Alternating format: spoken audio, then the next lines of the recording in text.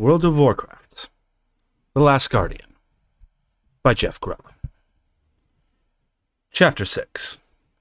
Egwin and Sargeras. Medivh was gone a week, all told, and it was a week well spent for Khadgar. He installed himself in the library and had Morose bring his meals there. On more than one occasion, he didn't even reach his quarters in the evening, rather spending the time sleeping on the great library tables themselves. Ultimately, he was searching for visions.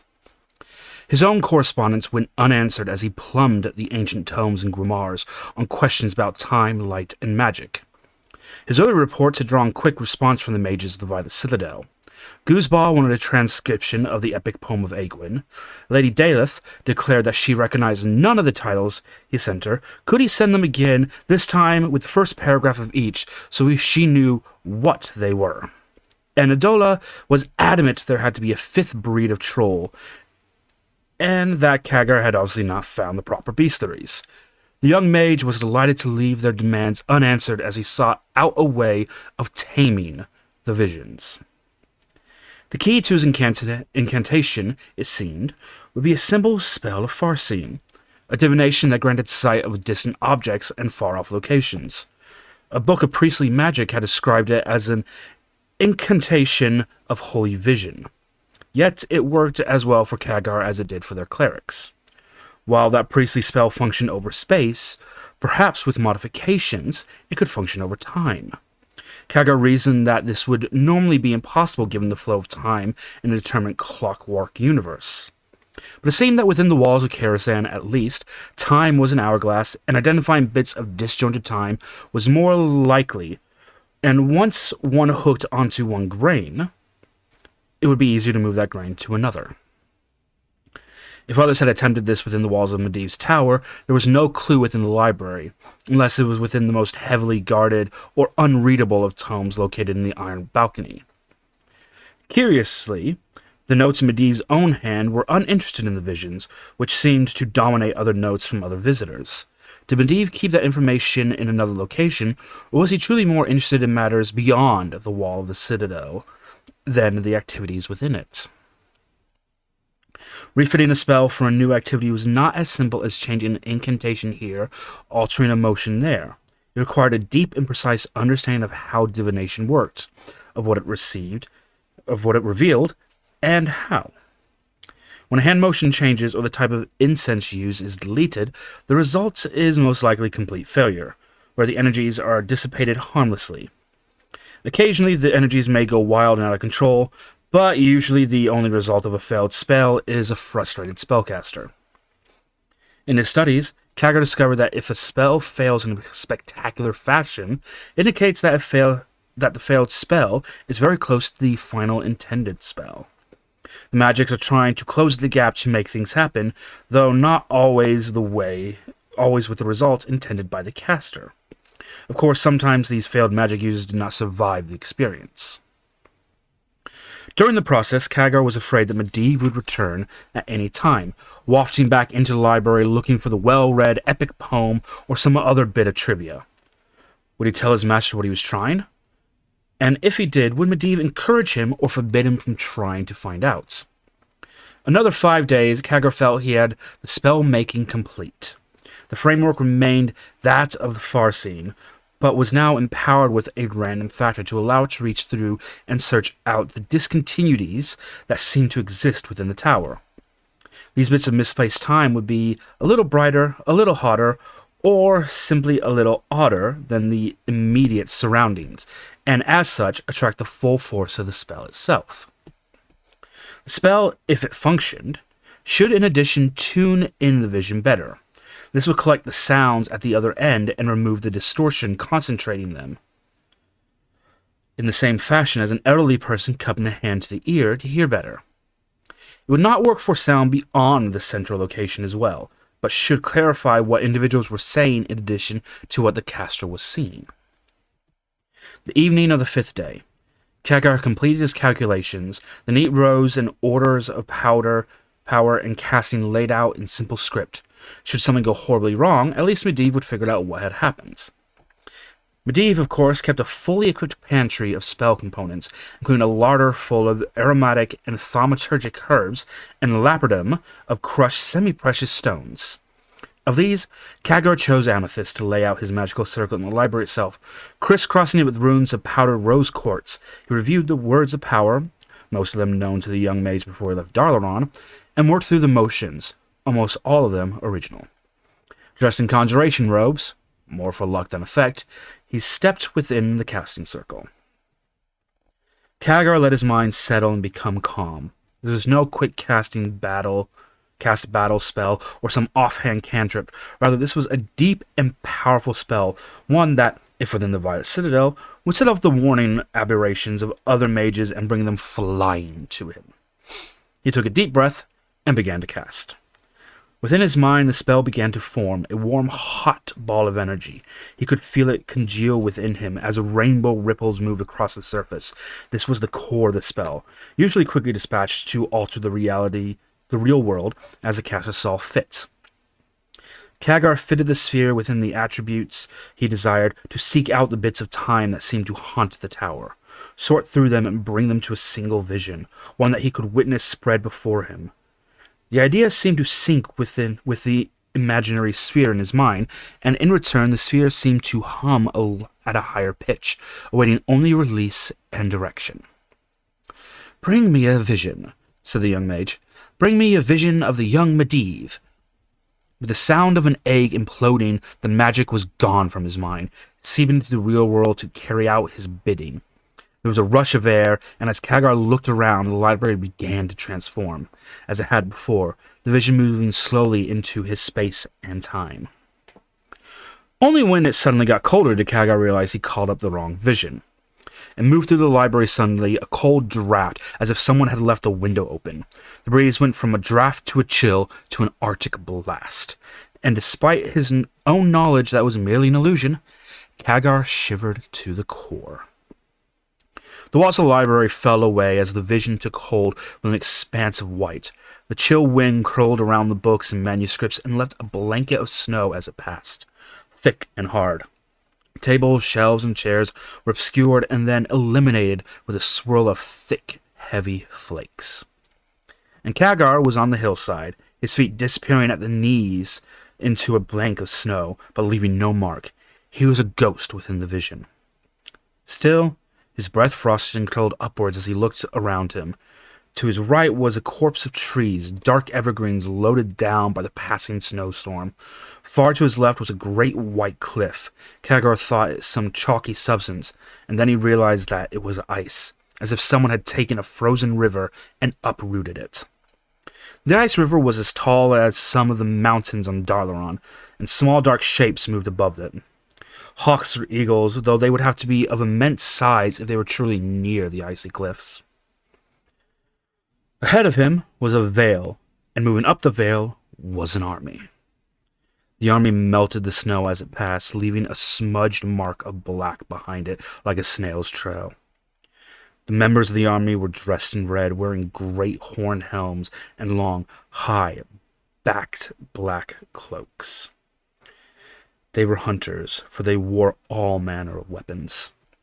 At the head of the army, its leader bore a standard, and atop the standard rose a dripping, decapitated head. Khadgar thought it was some great green-scaled beast, but stopped himself when he realized it was a dragon's head. He had seen a skull of such creature in the Violet Citadel, but never thought he would see one that had recently been alive. How far back had the vision truly thrown him? The army of giant things were bellowing what could have been a marching song, though it could have just easily have been a string of curses or a challenging cry. The voices were muddled, as if they were at the bottom of a great well, but at least Khadgar could hear them. As they grew closer, Khadgar realized what they were. Their ornate helmets were not helms, but rather horns that jutted from their own flesh. Their cloaks were not garments, but great bat-like wings that jutted from their backs. The red-tinged armor was their own thick flesh, glowing from within and melting the snow. They were demons, creatures from Guzbar's lectures and Corrin's hidden pamphlets, monstrous beings that exceeded even the orcs in their bloodthirst and sadism. The great, broad-bladed swords were clearly bathed in crimson, and now Kagger could see that their bodies were spattered with gore as well. They were here, wherever and whenever he was, and they were hunting dragons. There was a soft, distorted sound behind him, no more than a footfall on a soft carpet. Kagger turned and realized that he was not alone on the hillock overlooking the demon hunting party. She had come up from behind him, unawares, and if she saw him, she paid him no mind.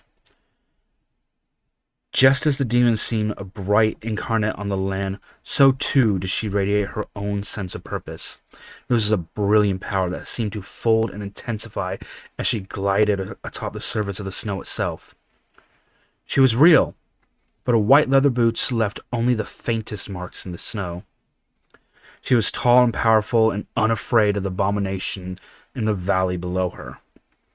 Her garb was as white as and unspoiled as the snow around them, and she wore a vest made of small silver scales, a great white hood fur-caped with a stone which matched her eyes. She wore her blonde hair simply held in place by a silver diadem, and seemed less affected by the cold than the ghostly Khadgar. Yet it was her eyes that held his attention. Green as a summer forest, green as polished jade, green as the ocean after a storm. Khadgar recognized those eyes, for he had felt the penetrating gaze of similar eyes, but from her son. This was Egwene, Medivh's mother, the powerful, near-immortal mage that was so old as to become a legend. Khadgar also realized where he must be, and this was Egwene's battle against the demon hordes, a legend saved only in fragments in the cantos of an epic poem in the library shelf. With a pang, Khadgar realized where his spell went wrong. Medivh had asked for that scroll before leaving the last time Khadgar had seen him. Perhaps the spell misfired, passing through a vision of Medivh himself, most recently into the very legend he was checking. Egwene frowned as she looked down on the demonic hunting party. The single line divided her eyebrows, showing her displeasure. Her jade eyes flashed, and Khadgar could guess that a storm of power was brewing within her. It did not take long for that anger to be released. She raised an arm, chanted a shout, clipped praise, and lightning danced from her fingertips. This was no mere conjurer's bolts, nor even the harshest strike of a summer's thunderstorm. This was a shard of elemental lightning, arcing through, splitting down to its most basic elements as the bolt cleaved through it. And the air smelled sharp and bitter in its passing. The air thrummed to replace the space the bolt had briefly filled. Despite himself, despite knowing that he was a phantom, despite knowing that this was a vision, despite all of this, the fact that the noise was muted by his ghostly state, Khadgar grimaced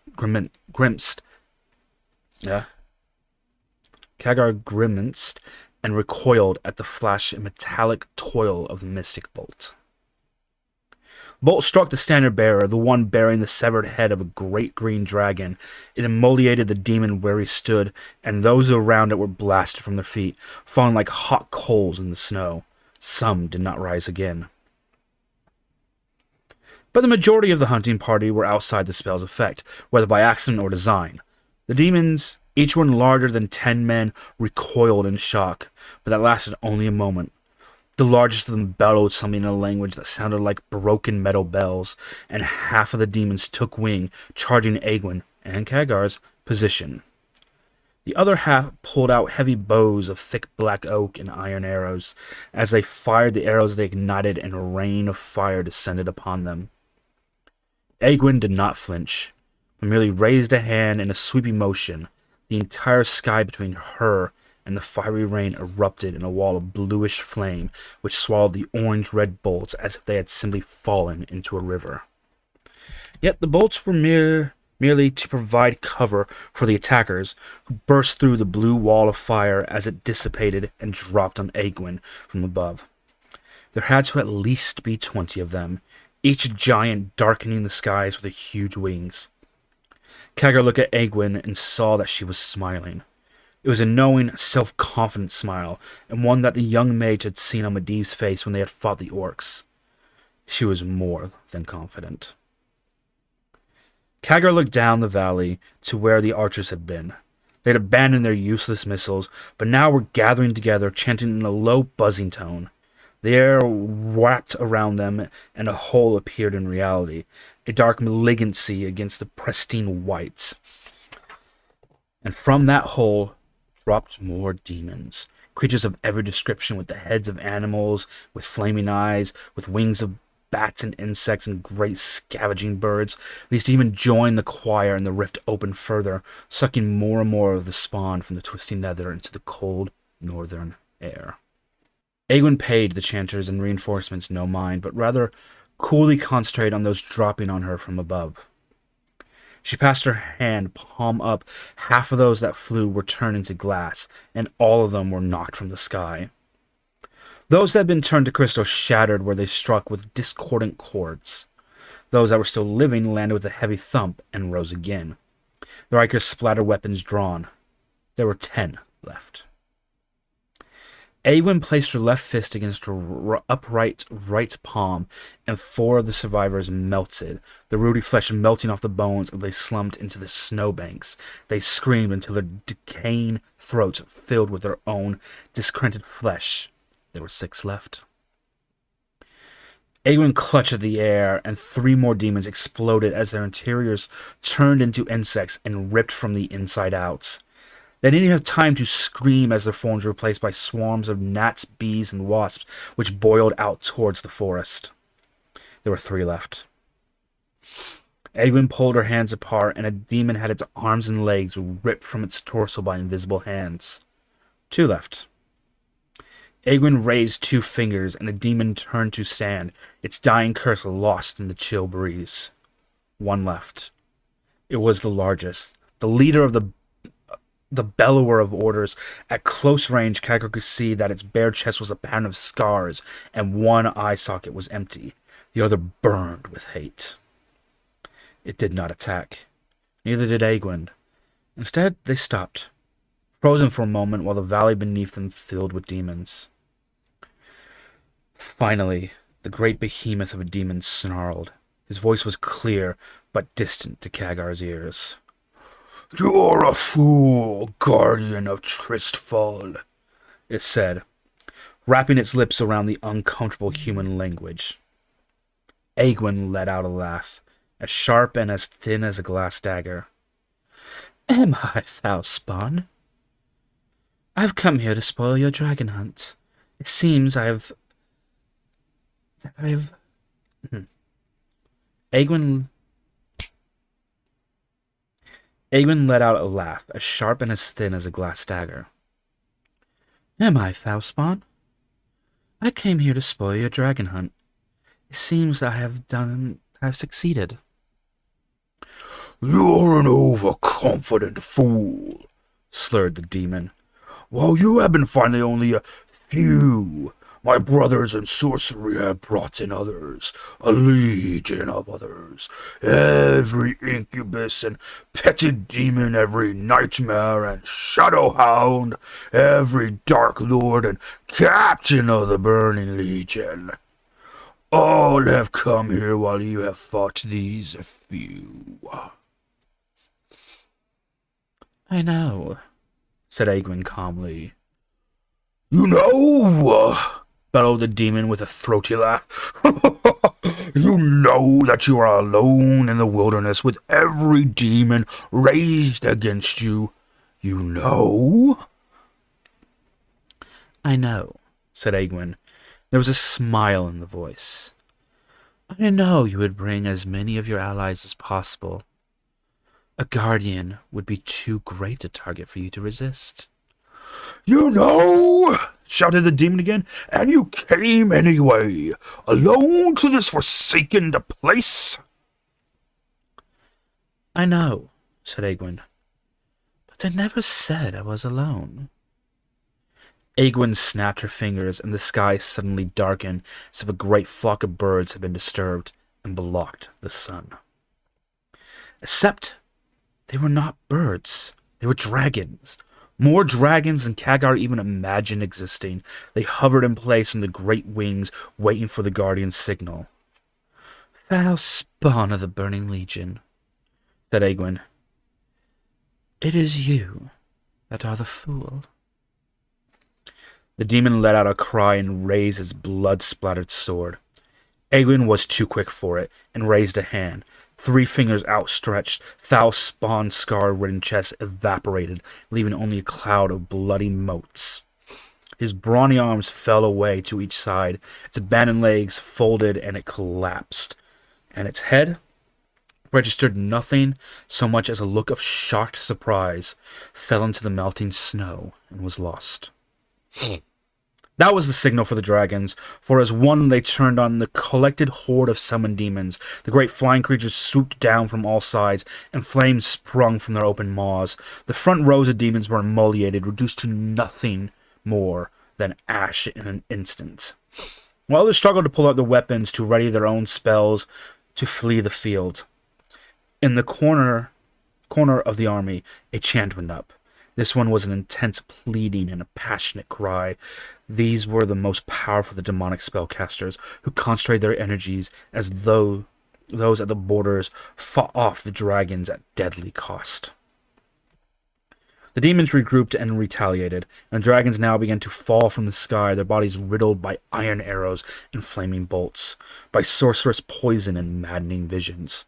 Still, the circle around the center of the demons shrank, and as more and more the dragons took their revenge against the demons for the hunt, and the cries of their in the center became more desperate and indistinct. Kagar looked at Egwin. She was standing stock still in the snow, her fists clenched, her green eyes blazing with power, her teeth locked in a hideous grin. She was chanting too, something dark, inhuman, and beyond even Kagar's ability to recognize. She was fighting the spell the demons had constructed, but she was pulling energy from it as well, bending mystic force contained within back on itself, like layers of steel in a sword's blades are folded back on themselves to make the blade stronger and more potent. The cries of the demons in the center reached a fever pitch, and now Egwin was shouting herself. A nimbus of energy clustered around her. Her hair was loose and flying now, and she raised both arms and unleashed the last words of her conjuration. And there was a flash at the center of the demonic horde, at the center where the casters chanted and screamed and prayed. It was a rip in the universe, this time a bright rip, as if a doorway onto the sun itself had been opened. The energy spiraled outwards, and the demons did not even have time to scream as it overtook them, burning them out and leaving the shadows of their aftermath as their only testament. All the demons were caught, and a few of the dragons as well, who stayed too close to the center of the demon army. They were caught like moths in the flame and snuffed out just as surely. Egwin let out a ragged breath and smiled. It was a smile of the wolf of the predator of the victor. The demonic horde had been there, was now a pillar of smoke rising to the heavens in a great cloud. But as Kagar watched, the cloud flattened and gathered in on itself, growing darker and more intense, like an anvil of a thunderhead. Yet in redoubling itself, it grew stronger, and its heart grew blacker, verging on shades of purple and ebony. And from out of the darkened cloud, Kagar saw God emerge. It was a titanic figure, larger than any giant of myth, greater than any dragon. Its skin looked like it was cast in bronze and wore black armor made of molten obsidian. Its great beard and wild hair were made of living flames, and huge horns jutted from it above its dark brows. Its eyes were the color of the infinite abyss. It strode out of the dark cloud, and the earth shook where its feet fell. It carried a huge spear engraved with runes that dripped burning blood, and had a long tail ending in a fireball. What dragons were left fled the field, heading for the dark forest and the distant cliffs. Kagar could not blame them. As much power as Medivh held within him, and as much great power that his mother now showed, it was like two small candles compared to the raw power of this lord of the demons. Sargeras, hissed Egwin. Guardian, Thundered the great demon in a voice as deep as the ocean itself. In the distance, the ice cliffs collapsed rather than echo this hellish voice. The guardian pulled herself up to her full height, brushed back his stray blonde hair, and said, I have broken your toys. You are finished here. Flee while you still have your life. Khadgar looked at the guardian as if she had lost her mind. Even to his eyes, she was exhausted from her experience, almost as empty as Khadgar had been against the orcs. Surely this titanic demon could see through the ruse. The epic poem spoke of Egwin's victory. Was he about to witness her death instead? Sargeras did not laugh, but his voice rolled across the land, pressing down on Khadgar nonetheless. The time of Tirisfal is about to end, said the demon. This world will soon bow before the onslaught of the Legion. Not as long as there is a guardian, said Egwin. Not as long as I live, or those who come after me. Her fingers curled slightly, and Khadgar could see that she was summoning power within herself, gathering her wits, her will, and her energy into one great assault. Despite himself, Khadgar took a step back, then another, then a third. If his elder self could see him in the vision, if young Medivh could see him, could not these two great powers, mage and monster, see him as well? Or was he too small to notice, perhaps? Surrender now, said Sargeras. I have use for your power. No, said Egwin, her hands in tight balls. Then die, Guardian, and let your world die with you, said the titanic demon, and raised his bleeding rune spear.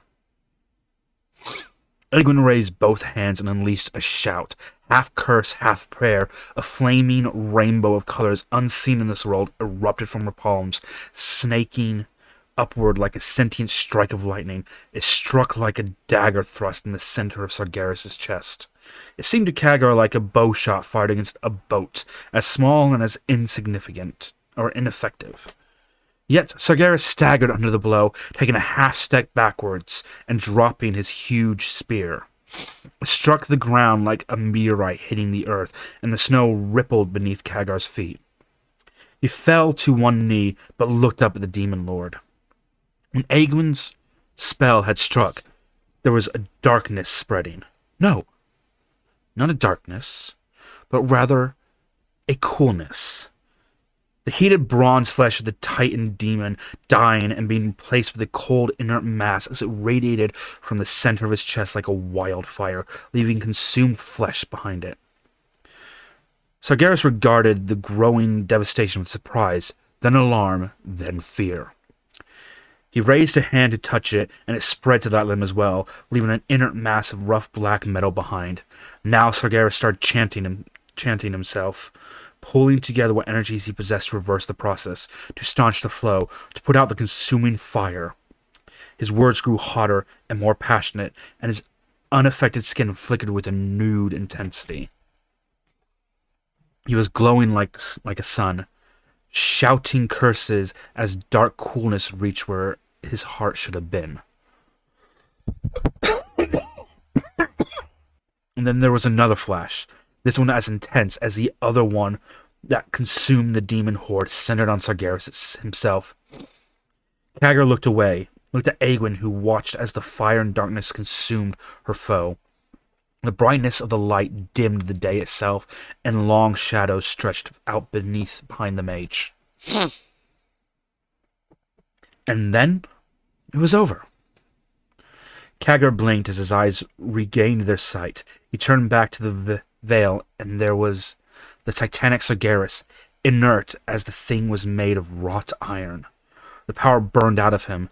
Beneath his weight, the heated Arctic ground started to give way, and slowly his dead form fell forward. Remaining whole as it mashed into the ground, the air around them was still. Egwene laughed. Kaggar looked at her, and she looked drained, both by exhaustion and madness. She rubbed her hands and chuckled and started to walk down toward the toppled Titan.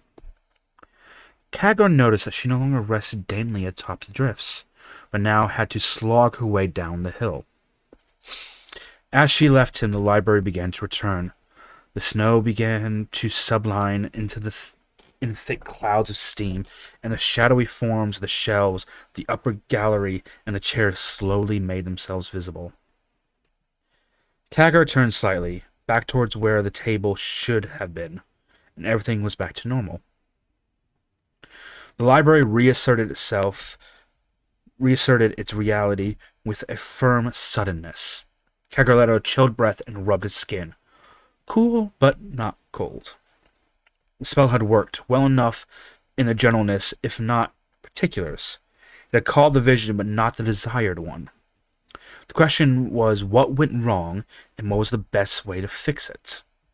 The young maid reached for his scribe's pouch, pulling from it a blank sheet of parchment and tools.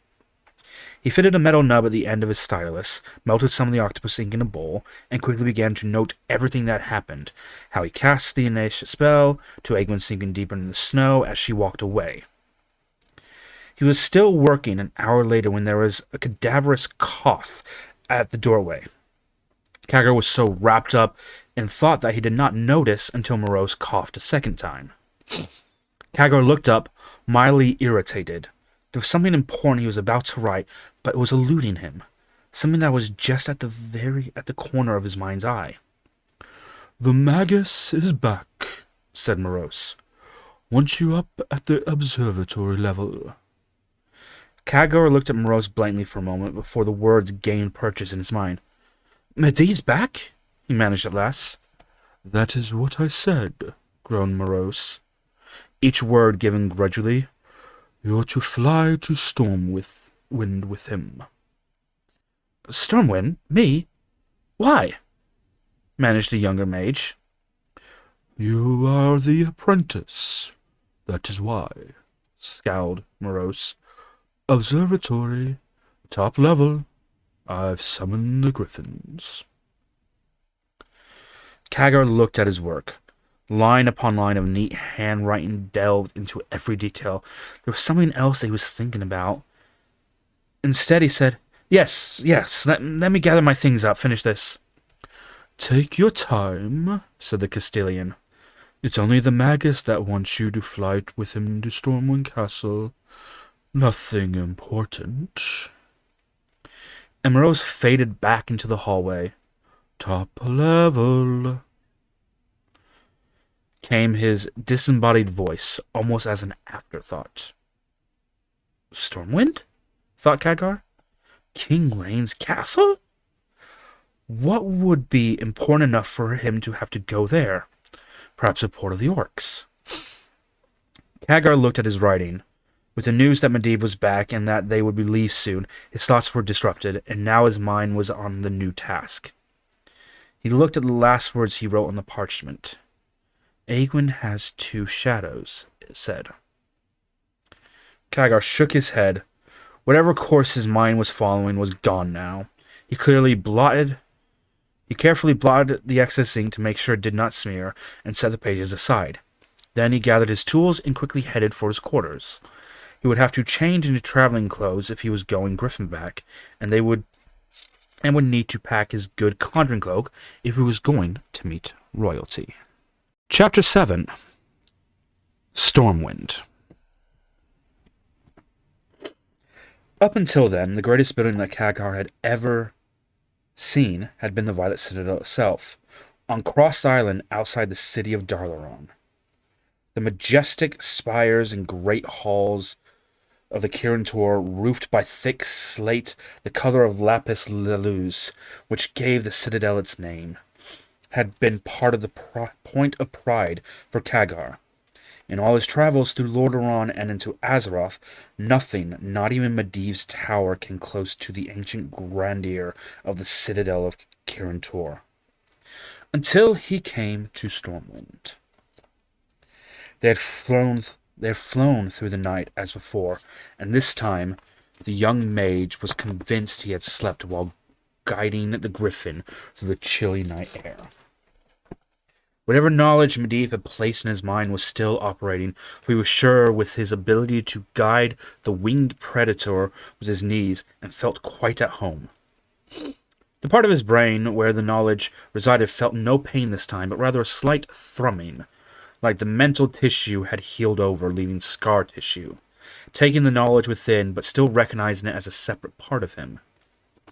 He woke as the sun crested the horizon behind him, and panicked momentarily, causing the great flyer to bank slightly, dragging it away from following in Medivh's wake.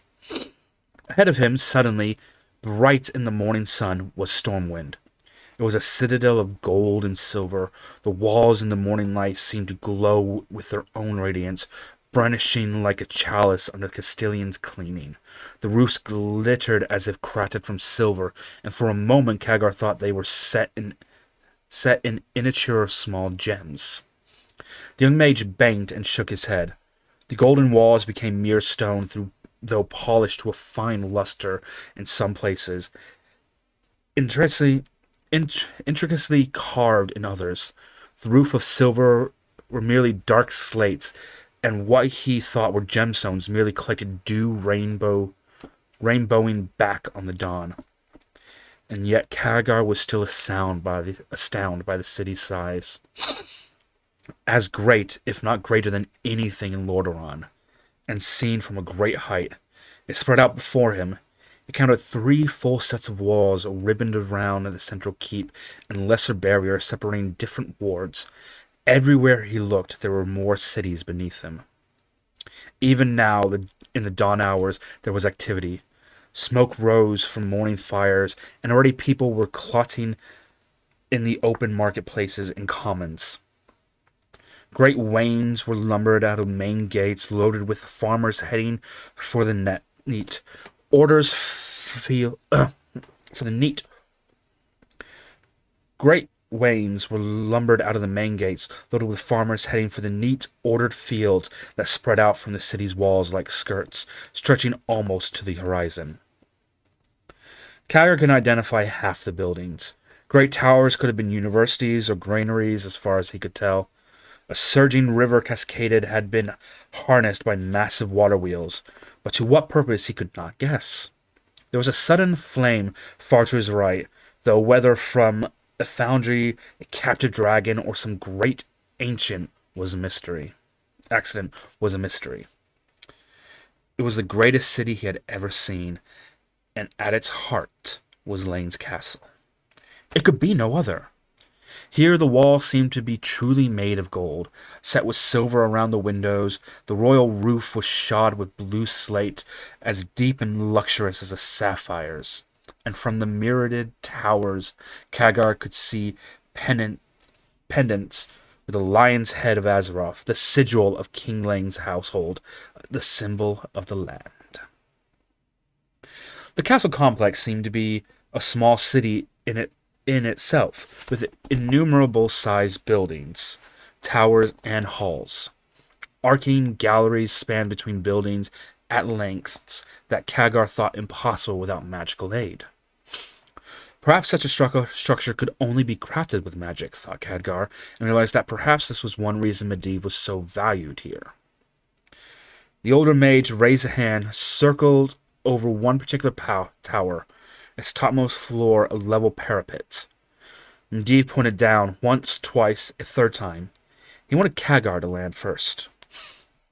Pulling from the scabbed-over memories, Khadgar brought the great griffin down neatly. The great eagle-headed beast churned its wings backwards like a great snail, slowing to a delicate landing. There was a delegation already waiting for him, a group of retainers in blue livery, surging forward to take the reins and fit the griffin's head with a heavy hood. The alien memories told Kagar this was similar to Falconer's snood, restricting the raptor's vision. Another had a back bucket of warm cow guts, which were carefully presented before the griffin's snapping beak. Kagar slid from the griffin's back and was greeted warmly by Lord Lothar himself. The huge man seemed even larger in an ornate robe and cape, topped with an inscribed breastplate, filigreed mantle hanging on his shoulder. "Apprentice!" said Lothar, swallowing Kagar's hand in his huge meaty paw. "Good to see you're still employed." "My lord," said Kagar, trying not to wince from the pressure of the larger man's grips. "We flew through the night to get here. I don't—" The rest of Kagar's statement was swept away in a flurry of wings and panicked squawk of a griffin. Medivh's mount tumbled out of the sky, and the Magus was less graceful in his landing. The huge flyer slid across the width of the turret and almost fell off the other side, and Medivh pulled hard on the reins. As it was, the griffin's great foreclaws clutched the circulated wall and almost tipped the older mage over the side. Medivh had already dismounted by the time they had reached him, and handed the reins to the first of the retainers. "Blasted crosswinds," said the older mage insurely. "I told you this was precisely the wrong spot for an aviary, but no one listens to the mage around here.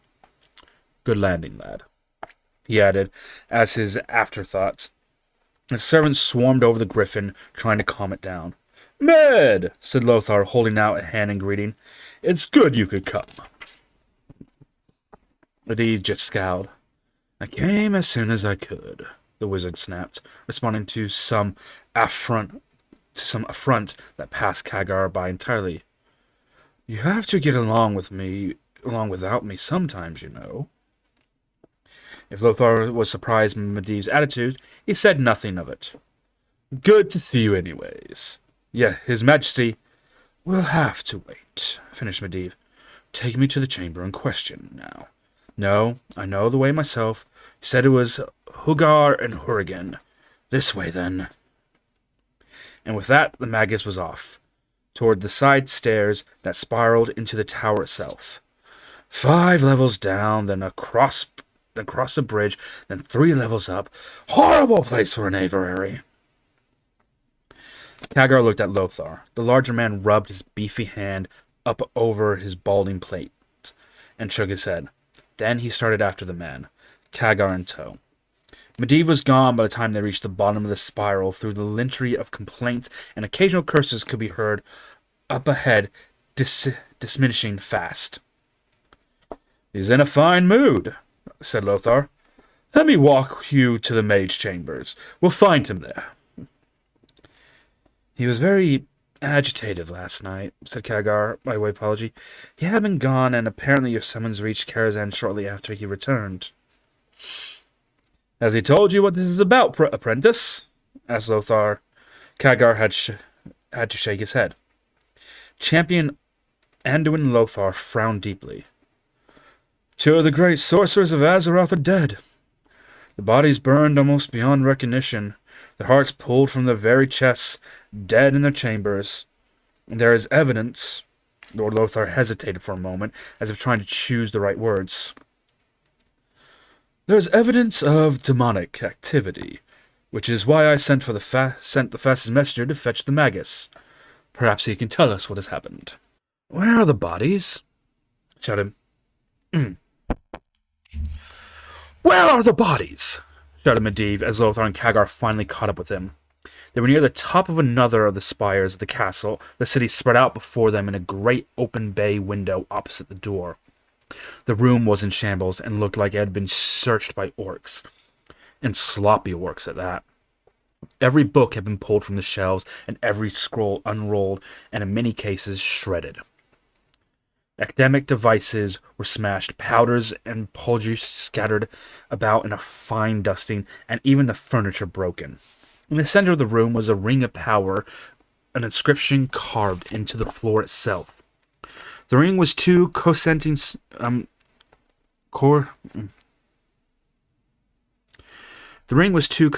circles, incised with words of power between them. The incisions on the floor were deep and filled with a sticky, dark liquid.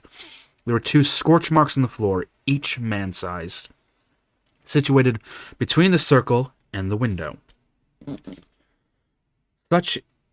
Such incised rings had only one purpose to them, as far as Khadgar knew. The librarian of the Violet Citadel was always warning about them. "Where are the bodies?"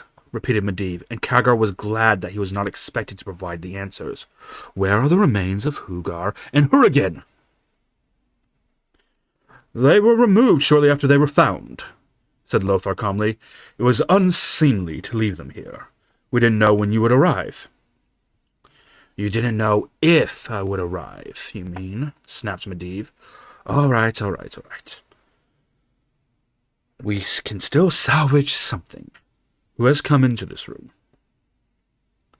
The Conjurer Lords Hulgar and Hurrigan," began Lothar.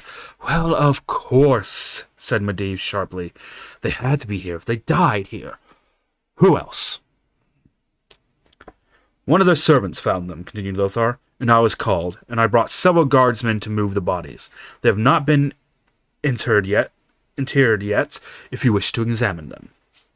Medivh was already deeply in thought.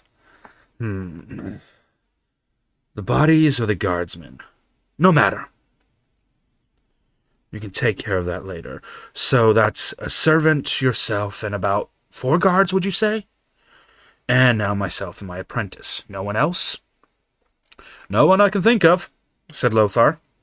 The Magus closed his eyes and muttered a few words under his breath. It might have been either a curse or a spell. His eyes flew open. "Interesting. Young Trust." Khadgar took a deep breath. "Lord Magus, I need your youth and inexperience. My jaded eyes may see what I'm expecting to see. I need fresh eyes. Don't be afraid to ask questions now. Come here and stand in the center of the room. Do not cross the circle itself. We don't know if it has any lingering enchantments on it. Stand here now. What do you sense?" "I see a wrecked room," said Khadgar. "I didn't say see," said Medivh sharply. "I said sense." Khadgar took a deep breath and cast a minor spell, one that sharpened the senses and helped find lost articles. It was a simple divination, one he had used hundreds of times in the Violet Citadel. It was particularly good for finding things that others wanted to keep hidden. But even on the first intoned words, Khadgar could feel it was different. There was a sluggishness to the magic in the room. Often magic had a feel of lightness and energy, but this felt more vicious, almost liquid in nature. Khadgar had never felt it before and wondered if it was because of the circles of power or the powers and cantrips of the late mages themselves. It was a thick feeling, like slight air in a room that had been shuttered for years. Khadgar tried to pull the energies together, but it seemed to resist, to follow his desires with only the greatest reluctance. Khadgar's face grew stern as he tried to pull more of the power of the room and the magical energies into himself. It was a simple spell, if anything. It should be easier in a place where such castings would be commonplace. And suddenly, the young mage was inundated with a thick, fealty field of magic. It was suddenly upon him and surrounding him, as if he had pulled the bottommost stone out and brought down a wall upon himself. The force of the dark, heavy magic fell upon him in a thick blanket, crushing the spell beneath him and driving him physically to his knees. Despite himself, he cried out. Medivh was at his side at once, helping the young mage to his feet. There, said the mage. "I didn't expect you to see it even that well. Good try. Excellent work." "What is it?" managed Khadgar, suddenly able to breathe again. "It was like nothing I felt before. Heavy. Resistant. Smothering." "That's good news for you, then," said Medivh. "Good news that you sensed it. Good that you carried through. The magic has been particularly twisted around here, a remnant of what occurred earlier. You mean like a haunting? Said Kagar. Even in Karazhan I never... No, not like that, said Medivh. Something much worse. The two dead mages here were summoning demons. It's that taint you feel here, the heaviness of magic. A demon was here.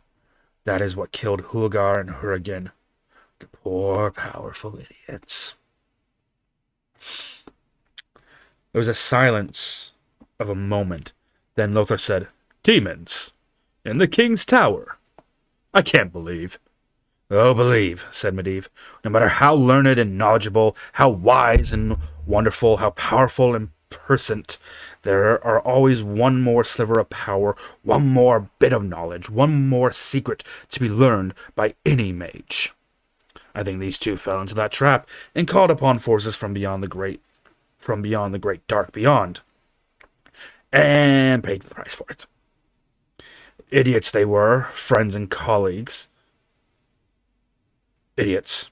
They were friends and colleagues, and they were idiots. But how? Said Lothar. Surely there were to be protections, wards. This is a mystic circle of power. Easily breached, easily broken, said Medivh, leaning over the ring that glimmered with the dried blood of the two mages. He reached down and produced a thin straw that had laid over the cool stone. Aha! A simple broom straw. If this were here when they begun their summonings, all the aberrations and phylacteries in the world would not protect them. The demon would consider the circle to be no more than an arch, a gateway into this world. He would come out, hellfire blazing, and attack the poor fools who brought him into this world. I've seen it before. Kagar shook his head. The thick darkness that pressed in on all sides of him seemed to lift somewhat, and he gathered his wits about him. He looked around the room. It was already a disaster area. The demon had torn everything apart in its assault. If there was a broom straw breaking the circle, then it surely should have been moved elsewhere during the battle. How were the bodies found? What? Said Medivh with a sharpness that almost made Kagar jump. I'm sorry, Kagar responded quickly. You said I should ask questions. Yes, of course, said Medivh, cooling his harsh tone only a notch. To the king's champion, he said, Well, Anduin and Lothar? How were the bodies found? When I came... Wow, I'm losing my voices again.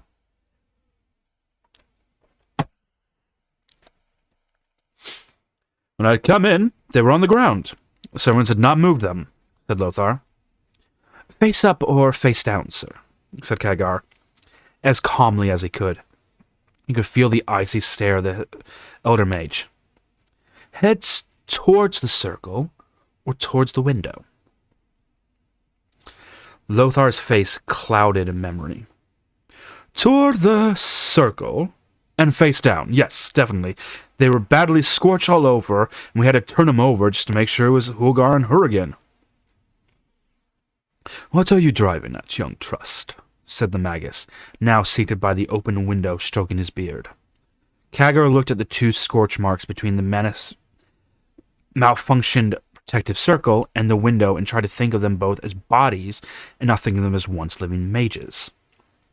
If you hit someone from the front, they fall backwards. If you hit someone from the back, they fall forwards. Was the window open when you arrived? Lothar looked at the open bay window, the great city beyond forgotten for the moment. Yes, I think it was, but it could have been opened by the servant. There was a horrible stench. That's what brought the attention to it in the first place. I can ask. No need, said Medivh. The window was likely open when your servant entered. The magus rose and walked to where the scorch marks were. So, you think, young trust, he said, that Hulgar and Hurrigan were standing here, watching the magic circle, and something came in the window and hit them from the back. For effect, he smacked himself against the back of the head with an open palm. They fell forward and were burned in that position. Yes, sir, said Kagar. I mean, it's a theory. A good one, said Medivh. But wrong, I'm afraid. In the first place, the two mages would be standing there facing nothing at all, unless they were looking at the magic circle. Therefore, they were summoning a demon. Such a circle would not be used otherwise. But, started Kagar, and the magus froze his words in his throat with a harsh glare. And, continued Medivh, while that would have worked with a single attacker with a sap or a club, it does not function as well for the dark energies of demons. Had the beast breathed fire, it could have caught both men standing, killed them, and only after being set alight, the bodies fell forward. You said the bodies were burned front to back. He put that question to Lothar. Yes, said the king's champion. Medivh held a palm up in front of him. Demons breathe fire. Burns the front. Hurgar or Hurgan falls forward. Flame spread to the back, unless the demon hits Hurgan or Hurgar in the back, then turn them over to make sure the front was burned, then turn them over again. Hardly likely. Demons are not that methodical. Kagar felt his face warm to the embarrassment. I'm sorry. It was just a theory. And a good one, said Medivh quickly. Just an error is all. You're right, the window would be open because that's how the demon left the tower. It is at large in the city right now. Lothar cut short a curse and said, Are you sure? Medivh nodded. Completely. But we'll probably be laying low for the moment. Even killing two fools like Hurgar and Hurgan by surprise would tax any but the most powerful creature's abilities. I can organize search parties within the hour, said Lothar. No, said Medivh. I want to do this myself. No use throwing away good lives after bad. I want to see the remains of corpse. That will tell me what we're dealing with here. We moved them to the cool room in the wine cellar, said Lothar.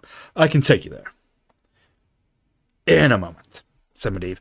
I want to look around here for a moment. Will you grant me and my apprentice a moment or 10 alone? Lothar hesitated for a moment and said, Of course, I will be right outside. As he said the last, he looked at Kagar sharply, then left. The door's latch clicked shut. There was a silence in the room. Medivh moved from table to table, pawing through the shredded tomes and torn papers. He held up a piece of correspondence with a purple seal and shook his head, slowly. He crumbled a piece of paper in his hand. In civilized countries, he said, his voice slightly strained, apprentices don't disagree with their masters, at least in public. He turned towards Kagar, and the youth saw the older man's face with a mass of storm clouds. I'm sorry, said Kagar. You said I should ask questions, and the positions of the bodies did not seem right at the time. But now that you mention how the bodies were burned... Medivh held up his hand, and Kagar silenced himself. He paused a moment and let out a slow exhalation. Enough. You did the right thing. No more or less than I asked, by me. And if you hadn't spoken up, I wouldn't have realized the demon probably skittered down the tower itself and wasted more time searching the castle complex. But you asked questions because you didn't know much about demons, and that is ignorance. And ignorance I will not tolerate. The elder magus looked at Kagar, but there was a smile at the corner of his lips. Kagar, sure that the storm has passed, lowered himself onto a stool despite himself.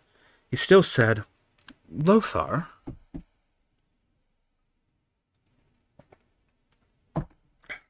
We'll wait, said Medivh, nodding. He waits well, that Anduin Lothar. Now, what did you learn of demons in your time in the Violet Citadel? I heard legends, said Kagar. In the first days there were demons in the land, and great heroes arose to drive them out. He thought of the image of Medivh's mother blasting the demons to bits and facing down their lord, but said nothing. No need to make Medivh angry again now that he calmed down. That's the basics, said Medivh. What we tell the hoi polloi. What do you know in addition? Kagar took a deep breath. The official teachings in the Violet Citadel and in Kirin Tor is that demonology is to be eschewed, avoided, and abjured. Any attempt to summon demons is to be found out and stopped at once, and those involved are expelled or worse. There were stories among the young students when I was growing up. Stories grounded in fact, said Medivh. But you're a curious lad. You know more than I assume. Khadgar tilted his head in thought, choosing words carefully. Corrigan, our academic librarian, had an extensive collection of material at his disposal, and needed someone to organize it, said Medivh dryly. Khadgar must have jumped because Medivh added, "It was a guess only, young trust." The material is mostly folk legend, and the reports of local authorities involved demon worshippers. Most of it was along the lines of individuals committing foul acts in the name of some old demon from legends, or another. Nothing about the actions of truly summoning a demon. No spells, no arcane writings. Khadgar motioned towards the protective circle. No ceremonies. Of course, somebody, even Corrigan would not inflict that on a student. If he has such things, he would keep them separate. From that, the general belief is that when the demons were defeated, they were driven from this world entirely. They were pushed out of the world of light and living into their own domain. The great dark beyond, said Medivh, intoning the phrase like a prayer. They are still out there, or so legend goes, said Khadgar, and they want to come back in. Some say they come in to the weak-willed in their sleep and urge them to find old spells and make sacrifices. Sometimes is to open the way for them to come back fully. Others say they want worshippers and sacrifices to make this world like it once was, bloody and violent, and only then would they return. Medivh was quiet for a moment, stroking his beard, and then said, "Anything else?" "There's more. Details and individual stories. I've seen carvings of demons, pictured diagrams." Again, Khadgar felt the rising need to tell Medivh about the vision, about the demon army. Instead, he said, "And there is that old epic poem, the one about Egwene fighting the horde of demons in a far land." The mention of that brought a gentle smile, knowing smile to Medivh's face. "Ah, yes, the Song of Egwene. You'll find that poem in a lot of powerful mages' quarters, you know." "My teacher, Lord Guzbah, was interested in it," said Khadgar. "Is he now?" said Medivh, smiling. "With all due respect, I don't know if Guzbah is quite ready for that poem.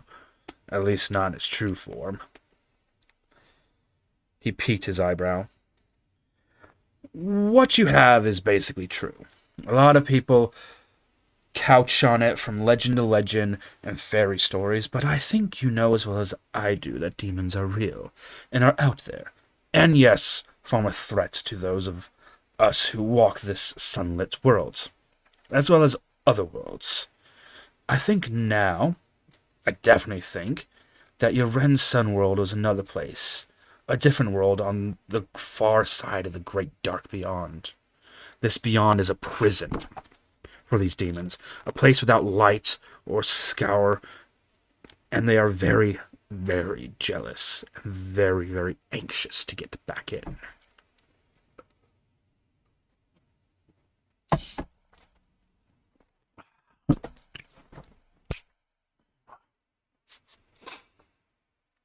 Khadgar nodded. Medivh continued. "But your assumption is that their victims are weak-willed is an error. Though again, an error that is well intended. There are more than enough venal farmhands who invoke a demonic force for revenge against a former lover, or stupid merchants who burn an invoice from their debitor with a black candle, badly mangling the ancient name of some once great demon power. But just as often, there are those who will walk willingly into the abyss, who feel themselves safe and sure and knowledgeable that they are beyond any blandishment or threat. That they are powerful enough to harness the demonic energies that surge beyond the walls of the world. They are in many ways even more dangerous than the common rabble, for as you know, a near failure in spellcasting is more deadly than a complete failure. Kagar could only nod and wonder if Medivh had the power of the mind. But those were powerful mages. Holgar and Hurrigan, I mean. The most powerful in Azeroth, said Medivh. The wisest and finest wizards, magical advisors to King Lane himself.